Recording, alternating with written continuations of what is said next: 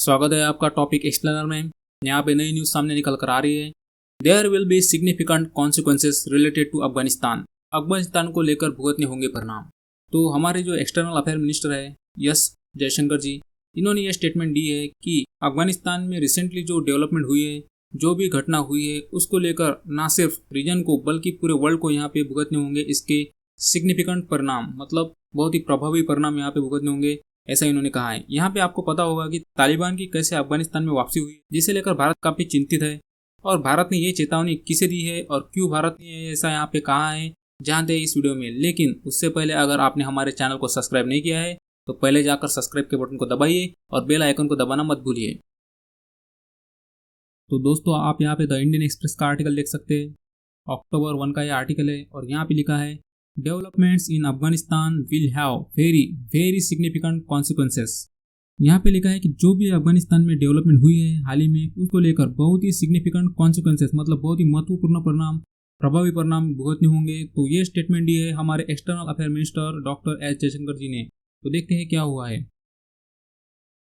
तो दोस्तों, यहाँ पे हमारे external affair minister doctor S Jaishankar ji ने ये कहा कि जब पिछले साल यूएस और तालिबान की बातचीत हुई दोहा में, तो इंडिया को कॉन्फिडेंस यानी भरोसे में नहीं लिया गया। India was not taken into confidence, जिसकी वजह से यहाँ पे जो रिसेंटली डेवलपमेंट हुई अफगानिस्तान में, उसको लेकर यहाँ पे भुगतने होंगे वेरी सिग्निफिकेंट कॉन्सिक्वेंसेस, मतलब बहुत ही ज्यादा प्रभावी परिणाम भुगतने होंगे रीजन में और उसके बाहर भी। तो ये थर्सडे को वर्चुअली बोल रहे थे यूएस इंडिया स्ट्रेटेजिक पार्टनरशिप यानी USISPF के एनुअल लीडरशिप समिट में। तो इन्होंने आगे ये कहा कि जो न्यू डिस्पेंशन है, मतलब जो नई व्यवस्था है काबुल में, उसको रिकॉग्नाइज करने के लिए, पहचान दिलाने के लिए जो डिस्कशन करना है इंडिया को, उसको लेकर इंडिया कोई जल्दबाजी नहीं करेगा। इन्होंने आगे कहा कि जो भी डील हुई थी दोहा में, अगर आप ब्रॉड सीन से, मतलब बड़े प्रोस्पेक्टिव से देखोगे, तो क्या यहाँ पे इंक्लूसिव गवर्नमेंट, मतलब सर्वसमावेशी सरकार बनी, या फिर आपको वुमेन, चिल्ड्रेन या माइनॉरिटीज के अधिकारों के प्रति सम्मान दिखा। तो इसलिए आगे इन्होंने कहा कि अफगानिस्तान की जमीन का इस्तेमाल टेररिज्म के लिए किसी देश या वर्ल्ड के खिलाफ नहीं होगा, इसकी यहाँ पे कोई गारंटी नहीं है। और यही हमारी चिंता है, कंसर्न है इंडिया का। और इसीलिए इन्होंने ये बात दोहराई कि अफगानिस्तान में जो भी हुआ उसको लेकर हम सबको भुगतने होंगे very significant consequences. Yes Jaishankar ji ने आगे कहा कि अगर आप मुझे कोई शार्प कंक्लूजन निकालने को बोलोगे तो मैं यही कहूंगा कि यहाँ पे बहुत सारी चीजें पूरी इंटरनेशनल कम्युनिटी को पता नहीं है।